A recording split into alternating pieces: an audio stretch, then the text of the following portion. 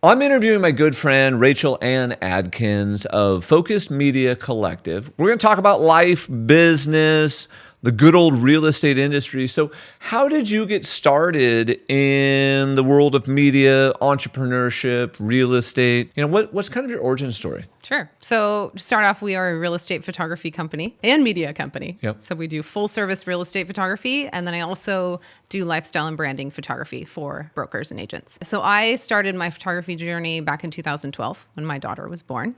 And I used to see all those cute little newborn photos, like they're like in a pumpkin and all curled up, all cute. And I thought, I want to do that. Yeah.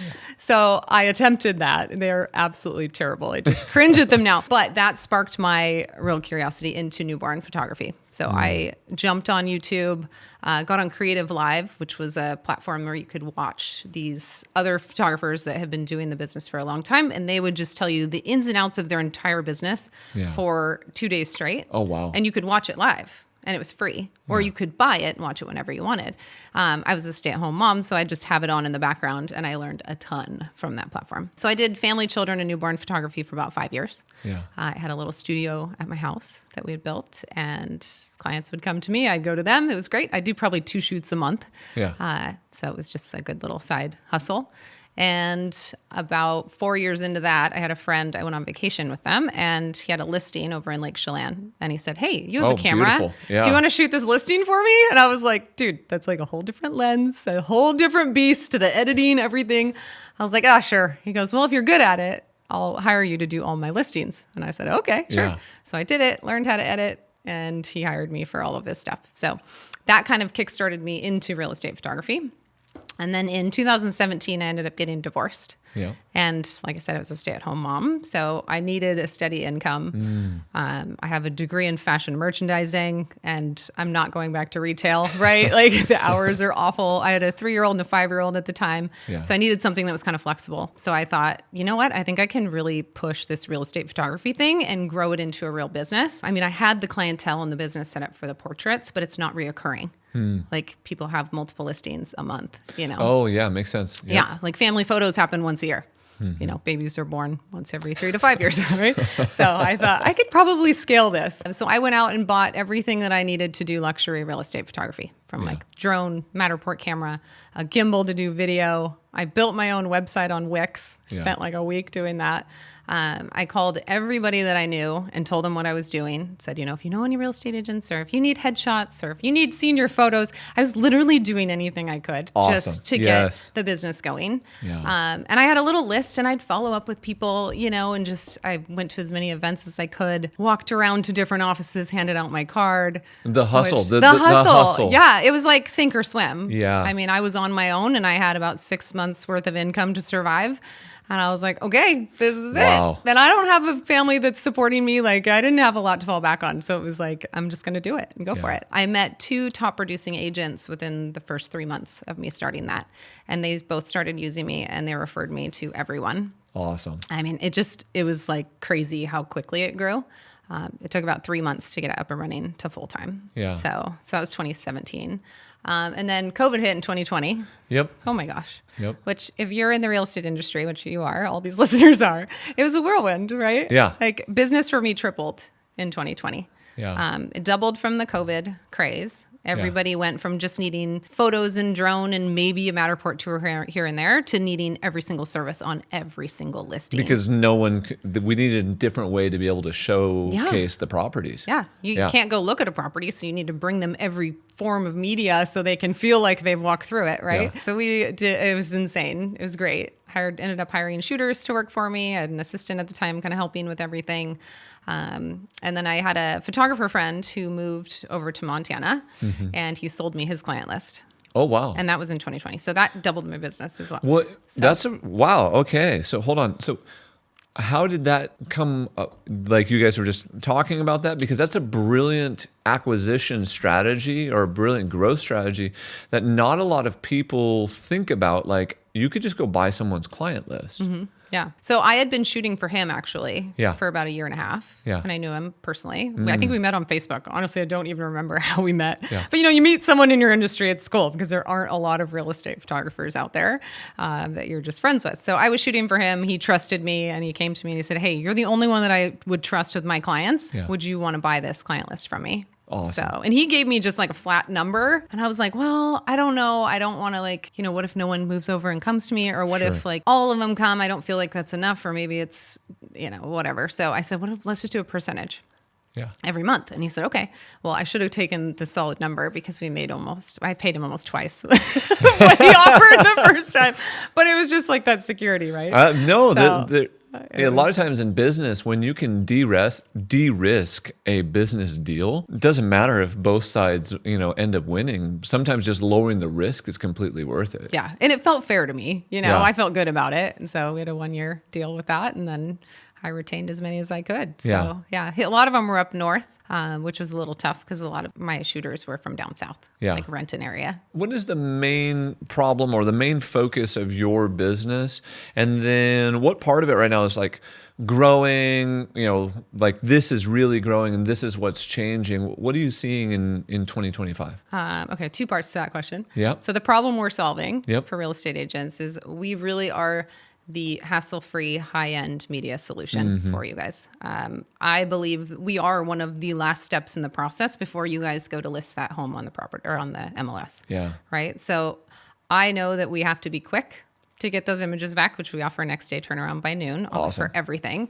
And we need to be efficient and we need to have availability. So by having a team, we have that availability to get, if you call me and you're like, hey, Rach, do you have an opening tomorrow? Yeah. Yes, we do. Because we've got 4 shooters, right? Also, just the systems that we have in place, we're really dialed. Yep. So I've got a virtual assistant that does all of the quality check in the morning and helps upload the photos so you get them on time. I have a full-time assistant who runs all the customer service and the phones. So she's literally at home all day in front of her computer so she can answer that phone. And then I'm kind of backup for her if she needs anything. And I'm out shooting as well. So it's really just like well-oiled little machine at this point. Yeah. And customer service is my number 1 priority. Yeah. So for me, I just want to make this process easy. You guys have been through enough by this point. You're like, okay, is it over yet? Right? So many different contractors in there and people. So if I can make that easy for you and we don't have to go back and reshoot or, you don't have to worry about getting media back that's not up to par. That's my biggest goal. And then what do you see people doing the most of in 2025 or what's changing right now? I would say social media content. A lot of people are asking me about it. I did create an offering this year for talking head videos for social media, which is new, something I've wanted to do for years, but it's like a whole nother beast to create content for agents. It really is a whole nother business model. Yeah. So I've kind of got a smaller scale version of it that's an exclusive add-on at your listing.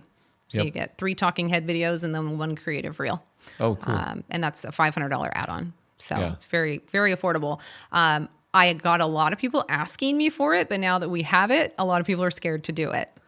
Oh, yes, because we all get camera shy. Yeah. And everyone's like, well, I don't know. I know I need to do it. Everyone's telling me to, but I'm so scared to do it. Yeah. So I'm like, you can do it. Come on, let's do it. I'll make it easy for you. Yeah. So, and it's just conversational. It's like what you and I are doing right now. Bingo. The camera's shooting you from the side, so you don't have to look into the lens. Yeah. So we all know that's terrifying. Yeah. Just stare into the black orb. Yeah. Why do I lose my lines every time I look into that lens, right? So I would say social media is a big one. A lot of people are doing video. Yeah. A lot of reels and property videos. Yep. So. What would you recommend? Because, I'm sure there's someone listening to this right now who's like, I want to start in social media, but maybe I am a little afraid of the camera. What do you recommend to them to do for that? Practice makes perfect. Oh, well said. So I started out being on camera. This is crazy, but on Snapchat, snapping my friends and doing video messages back and forth. So start doing that with your spouse. Great. Seeing yourself on camera and hearing how you talk. Every time you see yourself, just try to correct one little thing. We always say and like a lot, right? So if you notice that you're doing that, instead of saying that, just take a pause and wait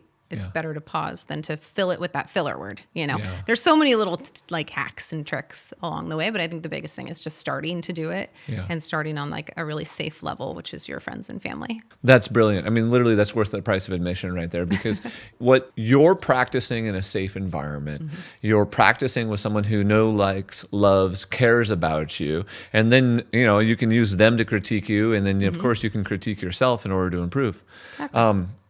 Because me and my kids, we send each other the dumbest Snapchats in the whole wide world, and we all seem to love it. And I get weird angles of like just their forehead or something. They always do the up the nose shot. I'm like, why? Why do you always send that photo? Good stuff. What's the biggest mistake that you see real estate agents or brands making in their content or their media presence, right now? I would say not creating a personal brand. So people buy from people, not from brands. Yeah. So they want to know who they're buying from, and they want to like you, and they want to trust you, and then they'll want to work with you. I see a lot of agents whose social media feed is just sold, pending, just the houses that they've listed. And it's like, great, okay, but what about you? Like, what are you all about? So I always tell agents, like, you need to be the mayor of your town, basically, going out and showing them what there is to do in the area that you're farming, what makes this place so special, and then give them the educational content about, the other side of it, like the real estate world. So when they are ready to buy, they're going to actually come to you. Because most people, they buy what's the average that people move? 5-7 years, something like that. Unfortunately, with the lock-in effect, that's just shooting through the roof. So 10 years. Right now, it's like a decade. Wow. So think about that. Someone buys a house with you. Great. They consumed your content of your houses for sale and pending. Wonderful. But now what's keeping them on your channel? Yeah, to keep because they you don't top care of about mind? buying a home for another decade. Right. So how can you entertain them and keep them on your content for the next 10 years? Right. And that comes from being your authentic self, showing your personality, showing your interests and your hobbies that are geared towards them, and then also your market updates and your knowledge on the different products and stuff can be worked in as well. But well said. Yeah. So what are your thoughts then on social media as a lead source, or how should we be doing that other than, hey, we need to build a brand? Yeah. Social media has been one of my number one lead sources. For your business personally? Correct. Yes. Second to referrals. Wow. So I have done 2 broker presentations in my whole entire career. I hired some mentors last year to help me. And they were like, get your butt in the office and do a presentation. You're so well spoke. Like, you can nail these. You'll get so many clients. I'm like, ooh, that sounds scary. Like, I don't know. I'd rather just be on camera and talk to the camera. No. So I've done a couple. But anyways, they were like, I can't believe you've built a business to this size without doing any kind of broker presentations in offices or broker deals. So, and that for me is just through social media and doing a lot of video marketing. I built a really strong personal brand. I've had multiple people tell me, I feel like I know you, even though I haven't met you, or they'll just randomly bring up my Tip Tuesday, because I do Tip Tuesday on my stories, where I give a tip about something usually kind of dumb, but it's fun, just little stuff I learn here and there, or something related to real estate photography or real estate. So I would say social media for me has been an amazing lead source. And it's a really good way for people to get to know who you are too, because I post some personal stuff on there too. The biggest challenge for me with social media now is I have a team. And so I'm trying to incorporate the team more into social media. And I tend to be an oversharer of my personal life. I feel like sometimes, because I'm like, well, I want to show you guys my chickens and my adventures and, but I'm like, well, when is it too much, but I don't know. I've tried to dial it back. But I think social media has been a great lead source for me. And anybody who's not doing it should start in stories. So stories is really just documenting your day. So just explain, today I'm going to a listing appointment, and then when you get to that listing appointment, maybe take a photo while you're there. Or if you're going to look at homes today, show them the 3 houses you look at. It's just bringing them along for the ride. People want to feel like they're included. They want to be entertained and they want to be inspired. So if you're showing them like, hey, I just saw this bathroom that's been remodeled and I've never seen tile like this. Check this out. I'd want to watch that. Right. So just think about your end user and what they're interested in. You need to know your niche and what their likes are and where they're shopping and what they're doing, and then try to tailor your content for stuff that they would want to see. If that makes sense. No, it really does to me. I mean, right now you're preaching to the choir. I'm like, yes, let's do it. I am also a oversharer. So, I mean, I get it. I think you bring people along for the journey, the good, the bad, the up, the down, everything in between, because you hit on a lot of really good points points there. Do you guys also like do strategy stuff then with people in order to coach them on that, or Yes, no. Yes, Don't no. tell anyone. Okay, got it. That's what I was saying. Like, it's a whole nother business model Yeah. to do it. Yeah. We have the systems in place. I have it all I use ChatGPT a lot. Yeah. And I've gone through some courses, and I have a lot fed into ChatGPT where I just have to put a prompt in, and it will Yeah. help me create strategies for everyone Yeah. that are based around a lot of information that we've fed it. Yeah. So yes, we can create strategies. I do have social media offerings. Yeah. I do have videographers on hand that can help with that. Yeah. That are not on the FMC team directly, but other videographers that can Awesome. help. So yes, the strategy behind it, I think, is the biggest, hardest piece for people to sit down and do, because it is so detail oriented, and Yes. it just takes time. Yeah. And it's a lot of questions. Yep. We have a very long questionnaire that we have given to a few people that have gone through this with us. And yeah, once they're done, they've got a whole playbook of what they would need to create a year's worth of content, a whole strategy. Oh, that's awesome. And they can pump that whole playbook into ChatGPT. We can do it for them and say, hey, create me a content strategy for 2026. I want to attract buyers, and it already knows their niche, Yep. So using the AI tools to I couldn't do this without AI, to be Oh, honest. of course. I Yeah. wouldn't want to. Yeah. So, and I used to hire a social media manager to do this for me 5 years ago. Yeah. She did my social for about 3 years, and I paid a pretty penny for it, but it Yep. worked, Yes. So Part of what you said was, hey, it's very detailed, so we don't do it. What would what I want to do for our listeners, I want to remove kind of like, what are the roadblocks? It's Yeah. detailed, so we don't put together the strategy. What's the next roadblock that comes in? Is it implementation? Is it consistency? What do you see as the next roadblock for people to build their personal brand? Because one of the things that we all know is like, influence and attention equals dollars in today's market. And they don't care about your open house, you're just sold, and stuff like that. That is so passe. They care, what do you think? What do you do? What do you eat? Where are you going? What's happening? And what's fun and what broke, Exactly. So strategy is part of it, but what's the next hurdle that you see from people building these, kind of personal brands? Time. Oh, yeah. I don't have time. Bingo. I don't have time. And for me, when I first started my business, I read something, and it said, pick 3 ways to advertise your business and stick with those 3 ways. So I did social media, a newsletter, and then I called all my friends. Yeah. Worked my sphere, right? So I think for real estate agents, it's like, pick 3 ways. Like, what are you going to do? Are you going to do open houses and social media, or YouTube? Are you going to cold call? What are you going to do? Pick your 3 ways. And then even 1 way, I feel like nowadays, or 2 is enough. Yeah. Because it's just overwhelmed when you think about all the things you have to do as a broker. And I hear them say, I know I need to do it, and I know how powerful it is, but I just don't have time to create the content. It takes so long. And that's exactly why I hired a social media manager when I first started out, because I didn't have the time. She actually had to convince me to hire her. She was like, Rachel, you just told me you don't have time to do this, and it probably won't happen unless you hire me. Yes. So let me do it. And I'm like, but it's so much money. She's like, how much money do you make in a day? And I told her, she's like, okay, I think that justifies me. And I was like, fine, you're right. Okay, I'll hire you. And I didn't look back. 3 years later, I ended up hiring an in-house person to help me do it. But it's not only just the time, but it's also like they have to film themselves, and then they have to write the caption, and then they have to post it or schedule it. And that is a good 8 to 12 hours a month. Yeah. Personally, I think, of creating that content. Oh, So easily. Yes. easy, right? So where are you going to fit that in? Yeah. So my advice would be obviously time block it. Add that into your schedule for your week. Just like you would your workouts or your cold calling an hour a day, whatever it is. You just have to make it part of your priority for the week. Awesome. And when we say we don't have time, we're actually saying it's not important to us. And so I think on a subconscious level, we use that as an excuse. Oh, I don't have time. We're actually saying, I'm scared, I don't know how, and this isn't important enough to me for me to make the time. Right. It comes down to some prioritization at the end of the day. What are your biggest challenges growing Focused Media Collective, in building a business, in getting everything going? Yeah.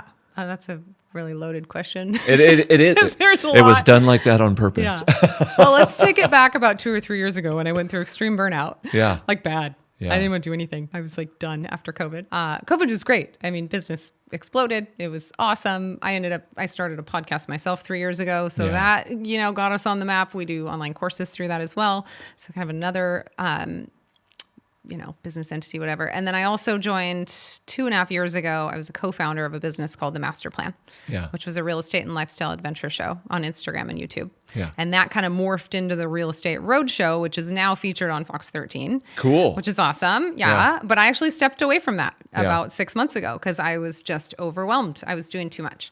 So I'd spread myself too thin. And I was after the burnout with the real estate photography business. I was kind of wanted to get out. I was like, I just want it to run on its own. It's my bread and butter, but I'm like sick of shooting houses. I just don't want to shoot another house unless it's a really cool one, you know, which is not a fun feeling because it's been my baby, you know? So I hired people to run it and was trying to do that. And it just needed my attention. And I was tied to it so much with the social media presence. Like I am the face of the business. Yep. So as I'm starting to do these other businesses and trying to help those to get going, it was just too much. And I was feeling, you get that like mom or dad guilt where you I totally hang out know. with your kids. Absolutely. You don't have enough. You got to work. Yep. I was having that with all 3 of my businesses, and none of them were getting enough of my attention to make them aspire to what they could be. So I had a call with another photographer out of Iowa, and he was like, I told him, I'm like, I'm dying. I don't know what to do. I have these 3 things. I love them all, but what do I do? And he goes, Rachel, if you put all your energy into one of those businesses, which one would make you the most money? Yeah, of course. Which it's not always about the money, but he had a good point. And I was like, well, that's focused. He was like, well, there's your answer. I'm like, okay, you're right. You're right. Okay. Because if I can really get it going fully by itself and I'm just working part-time with just that one business, imagine how much free time I'd have to spend with friends and family and get back on the 6-pack and look like Anton,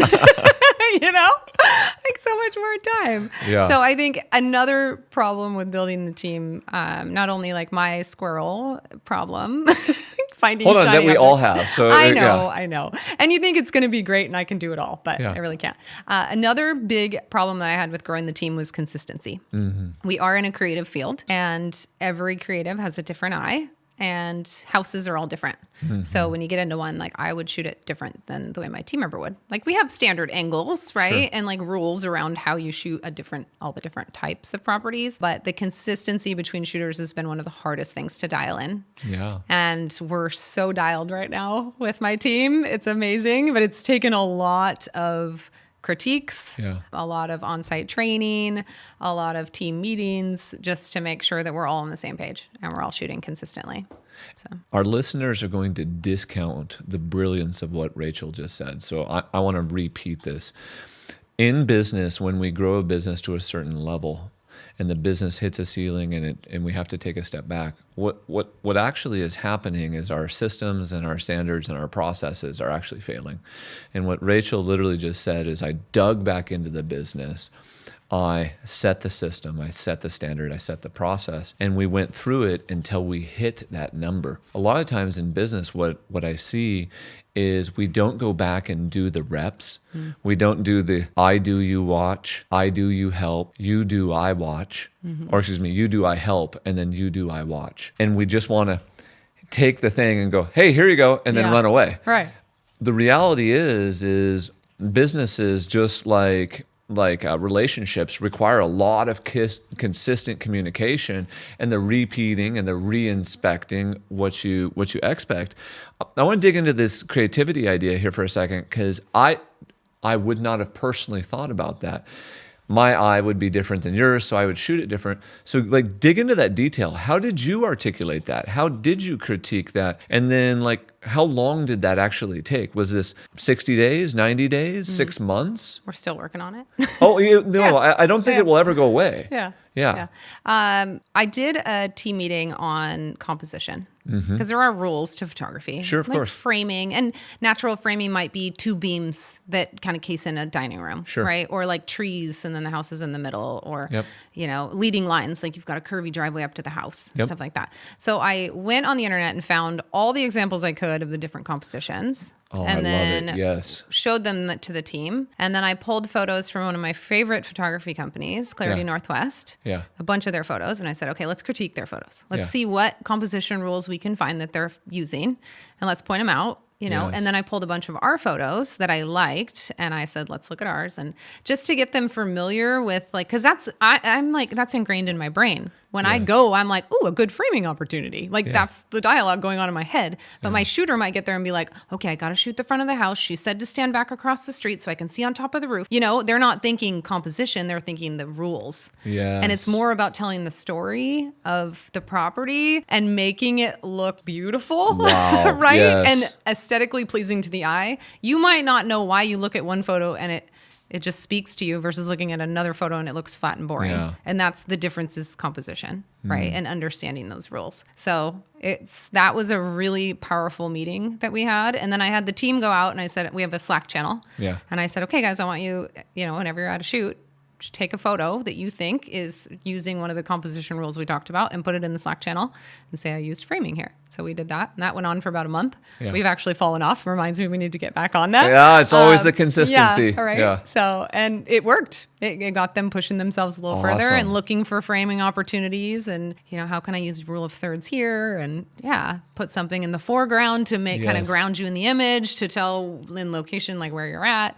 There's all these different ways that you can make images more interesting. So. That's awesome.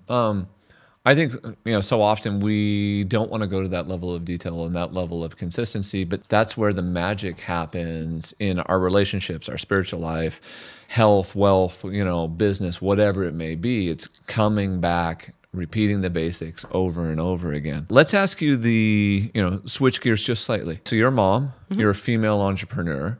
That means that demands on your time are like unbelievably high. How do you balance all that?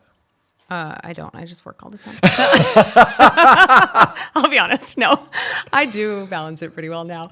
I didn't balance it for a long time. Fair. Honestly. Fair. Yeah. I was working 12 to 16 hours almost every day. Yeah. I have my kids half the week. Yeah. And I have my husband half the week. Yeah. We have an interesting situation. We don't live together, my husband and I. Yeah. He lives an hour south from me. And he raises his kids down there and I raise my kids up north. And then we're together half the week. Yeah. So half the week I'm a mom. Yes. And then half the week I'm a wife. Yes. I'm always a wife, but you know what I mean? Yeah. Physically together. So that has given me a lot of room to work and to build this. It's been the burnout a couple years ago was really a big eye opener. I went to a life coach and he helped me. And it was funny because I was doing his photos and he was like, well, we can trade for a life coaching session if you'd like. And I was like, oh, my life is pretty good. I really can't complain. And he just kept digging the whole time. He's like, there's got to be something. Yeah, he goes, the people that say that they're good are usually in the worst shape. Oh, wow. That's a powerful question. I was like, geez, fine, man. Yeah. And we did discover that I had very little me time. Like I had always been responsible for the kids back in the day and they always came first, and now I have the business and the kids and trying to keep the husband happy and all the things, so it got to a point where I physically couldn't do it anymore. My body was just like shutting down. It was like, no. And I wasn't happy. I was getting depressed, which I've struggled with depression in the past. And I was like, I can't go down this road again. I'm not doing this. So hiring help was my biggest thing. I had a virtual assistant that came on that helped me. And then my full-time assistant, she started almost 2 years ago now. Yeah. So, and she's been a godsend. I mean, honestly, she took over the phones. We use open phone now for our phone system. So we both get text messages and phone calls.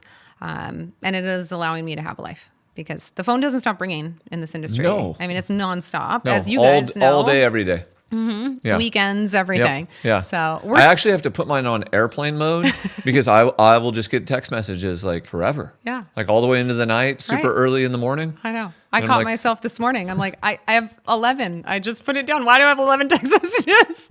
Like I talk too much. Something. Anyways. Thank you for sharing that. Yeah. And that was very real for a lot of people because, whether, you're the mom or the dad, there is this balance that has to be achieved, in work and in life. And a lot of times we get out of balance and you got to go, we got to create a system, a process, find help, find leverage, or sometimes even just take a break, take a step back. Yeah. That is still something. I was going to take July off. And that's not going to happen. Well, hold on. Do you get part of July? I'm taking Mondays and Tuesdays off, which are our busiest shooting days. So hopefully it doesn't backfire. I'm already working next Monday and Tuesday. It's like, okay, well, it's the end of June. Yeah.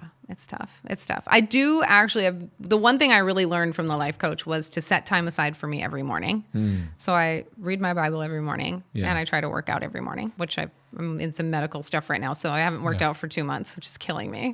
So I'm not allowed to do that workout pace, but we're okay. We're coming out of it. What would you say the biggest lessons that you've learned about building a business or leading a team in the last few years? Yeah, I've learned a lot about being a leader, which I never really saw myself as being a leader or in a leadership position. But learning that I can't do it by myself.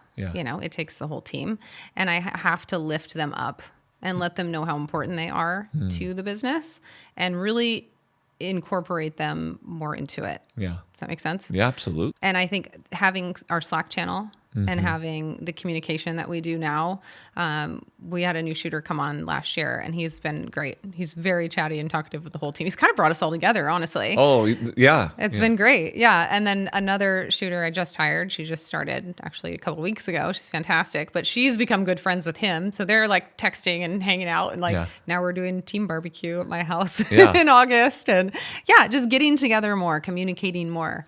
Really, we're doing the team meetings every other week.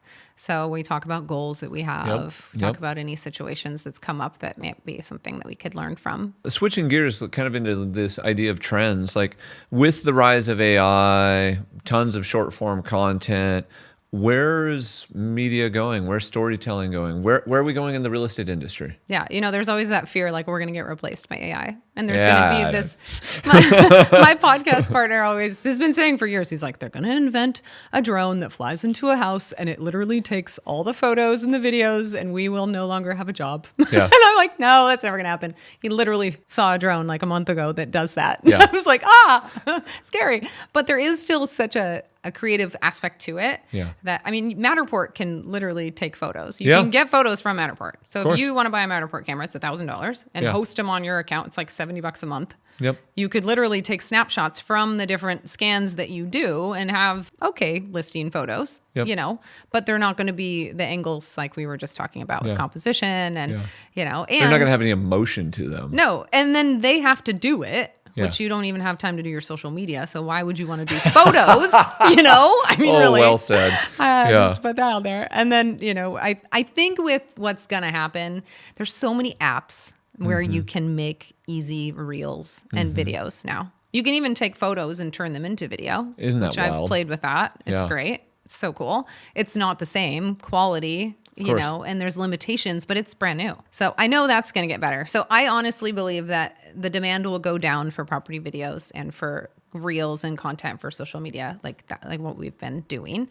It's been a gold rush for us. It's been great. But I think it's going to be really easy for agents to do once the apps get better. Maybe a year or two. Yeah. But photos, I think there will also be some platforms out there. There's already companies where you can take a photo with your cell phone and get the photos back same day. And they're okay. They're not great. Editing's like, once they figure out how to make the sky blue out the windows and the window poles look good, the AI can't determine what's inside and outside. Oh, interesting. So like the human eye, when you walk into a room, you can see out the window. But a camera can't expose for inside outside. So the camera blows out the window. It's really bright. The interior is exposed properly, but the outside's super bright. So we take a range of photos from light to dark, and then we stack them in Photoshop and paint it in, to make it look like what our eye sees. So AI can't tell what's the inside and what's the outside. So their photos, the windows are always blown out or weird colors. Interesting. That makes sense. So, in order literally to do it, you guys are sandwiching a bunch of images together. Wow. What values do you have in your business that you're really driving forward, that you chat with the team about and that you present to, the customers? Customer service is number one. Like I really want us to take good care of our people.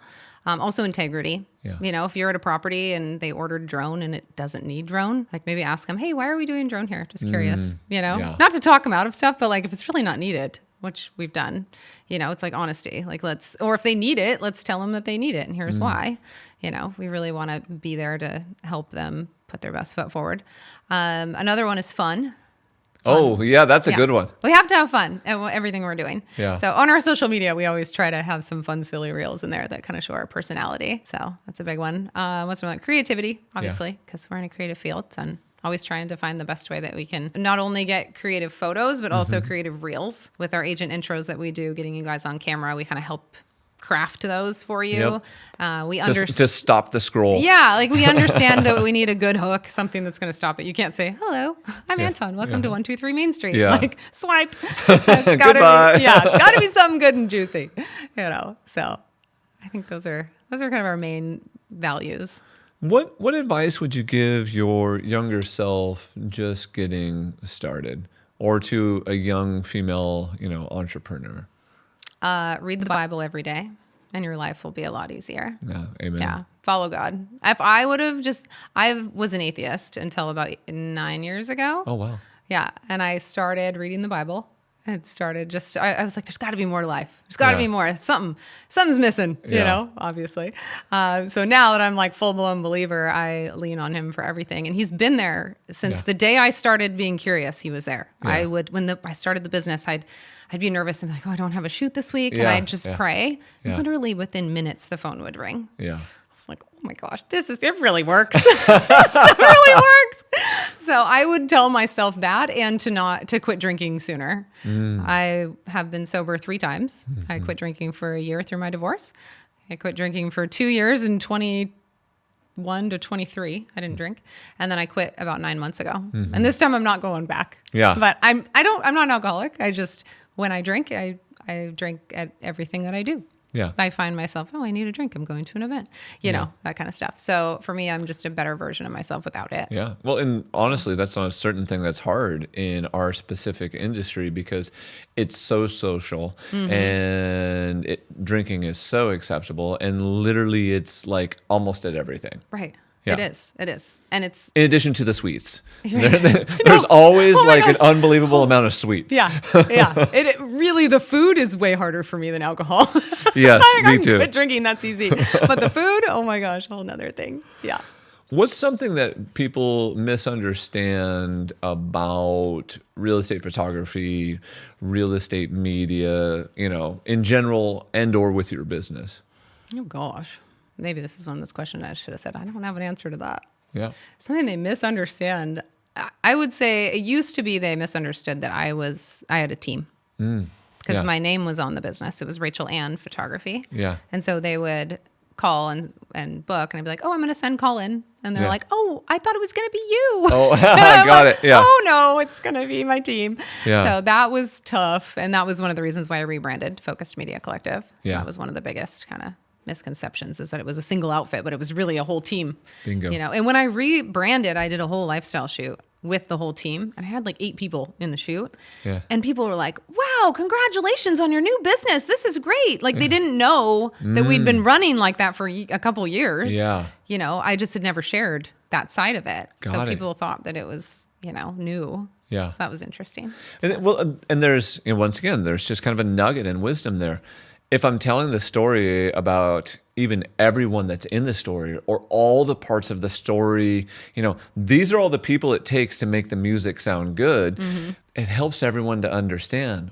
What people miss outside of our industry is what may be mundane to you and I, they don't know, they don't understand. We have to tell them all the parts of the story. No, it takes all these people to produce these amazing images. Right. Yeah. Yeah. And then another part too, when people kind of used to, I don't know if they still do, but they used to frown upon the idea of having overseas editors. Yeah. And we have a whole team of overseas editors. I've been using them for 6 years, 7 Yeah. years. I did my own editing the first 2 years, and Yeah. it was insane. It takes 2 to 3 hours to edit one shoot. Yeah. It takes forever. Yeah. You do 2 or 3 a day, and you're up till midnight and up at 5. Yeah. Not sustainable, and you can't grow that. So we have overseas editors that are in 12-hour time difference. So they work through the night, and that's how Perfect. you're able to get your photos back the next day. Perfect. And honestly, they edit way better than I ever did. Yes. So that's what they do all day long. They're editors. I'm a photographer. Yeah. So. And once again, that's a good example of like, this is the system. This is the process. This is the right person in the right seat on the bus. Who's the best at doing it? Who has the time to do it? Exactly. And this is their one thing. Right. Right. Yeah. Like delegate. That would be my big advice to any entrepreneur is to delegate. Anything you don't like doing, send it out to someone else because your time is worth so much on the things that you're good at. Focus on those. Where do you want this business to go to? Where do you see it 10 years from now? I don't know. I've never had huge goals for it, to be honest. Well, I'll take that back. In 21, I wanted a Lambo. Okay, tell me more about the Lambo. I want an Urus. Yeah. Yeah.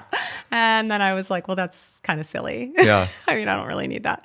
Maybe one day. If I were a multimillionaire, I'd probably have an Urus. Yeah. I really would. So originally I wanted to grow it into a big business. Yep. And the more we grew and the more people I brought in, it's like more money, more problems. Always. We are at a really good size right now. Yeah. I feel like to me, it's more important to take really good care of the people that we do have versus growing it bigger and bigger and bigger. Yep. I feel like the bigger we get, the more disconnected I am and the team is from the little things that make us us. You know, the little touches that we do that the big companies can't because they've scaled so big. It's hard to get everybody on the same page when you have 10 shooters, 15 shooters. So not to say it's not possible. Yeah. It's just, different. So for me, I'm pretty happy with where we're at. I would love to get one more full-time shooter. Yeah. After the one I just hired. Yeah. Which would allow me to only shoot real estate maybe one day a week. Yeah. Maybe just special projects. Yeah. Or help out the team when they need it. That kind of thing. And then I could work on advertising the business, doing the in-person headshot pop-up events, which I love to do. Yeah. Lifestyle photography, online courses. Yep. I would love to actually start, I can't believe I'm saying this out loud, but No, I'm going to just put it out there. I love it. A community to help real estate agents get comfortable on camera. Yeah. No, that's brilliant. Like a whole training program. You come in, it's accountability, it's coaching, it's practicing together, it's showing them how to make a little video for your buyers, on your phone. So, and I used to be a broker. My husband still is, but I was a broker for about 2 years. And we had a couple listings, we had a few buyers. Yeah. So I really got to feel what it was like to be in your shoes. Mm-hmm. And I think that really helped equip me to, when I'm at a listing, to really understand what it needs. Yeah. Makes sense. And being able to bring that to the team too and teach them, I think has given us kind of that competitive edge. But yeah, we had a buyer recently and they were out of state. So we were in Tacoma showing them these little houses and I was on my phone making a little property video and put it together in CapCut and sent it to her, put the address on there and she had the best feedback. I put music to it. She was like, oh my gosh, these are so great. This is perfect. Thank you so much. And I literally did it in the car from one house to the next while my husband was driving. So if you had that capability for your clients, took you 10 minutes to throw that together, that's a huge service to your clients. Oh, that's great.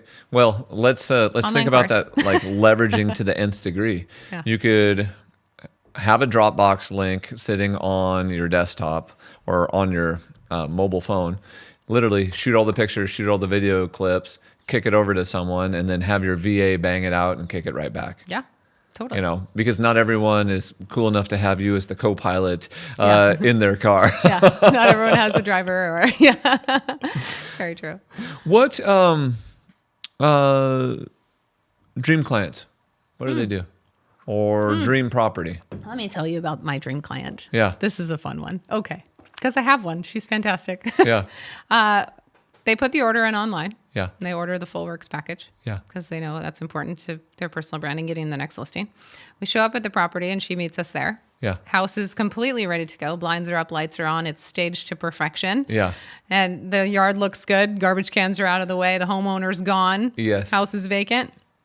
She's like, okay, let's walk through real quick. So we walk through. She points out anything that, is special. Just to tell me, shows me the hidden room that I may have missed because it looked like a closet. Yeah.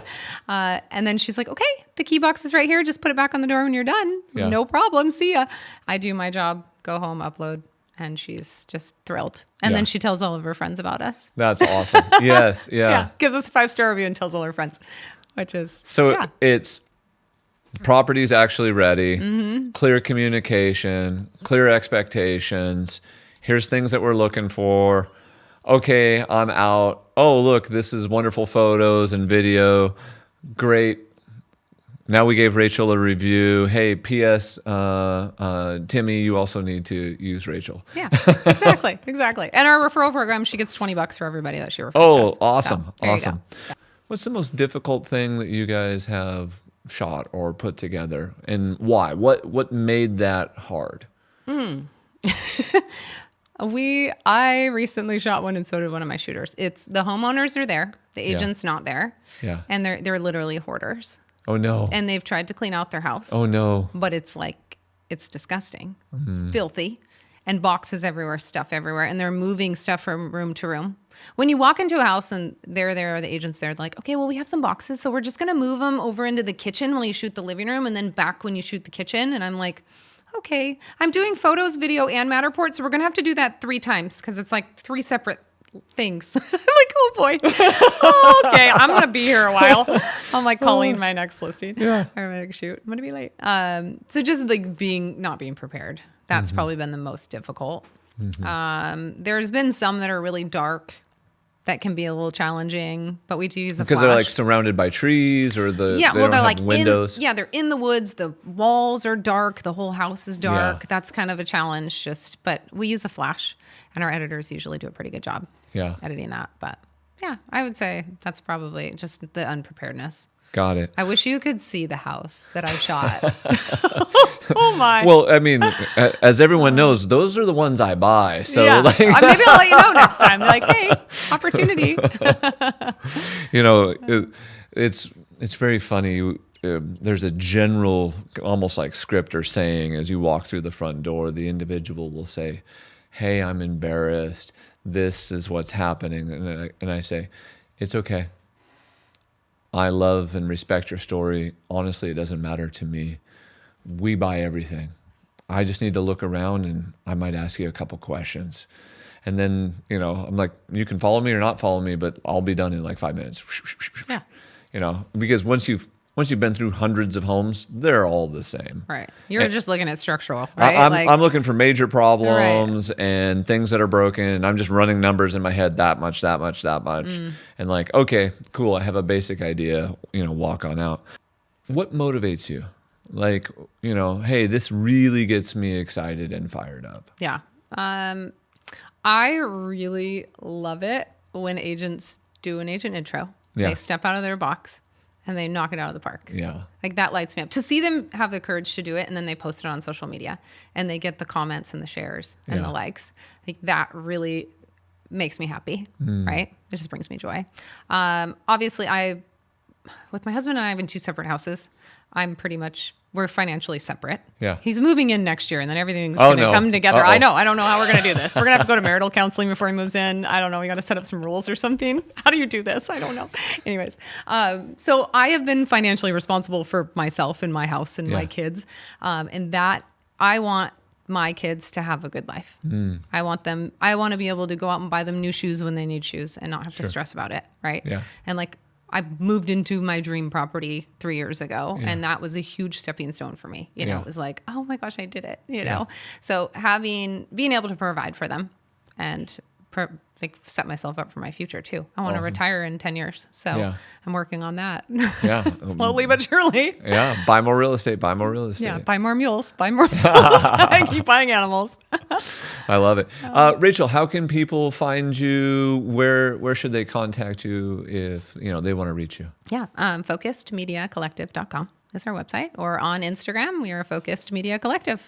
So send me a DM. Awesome. Love to chat. Yeah. Thank you for having me on. Yeah, good stuff. Yeah, it's fun chatting.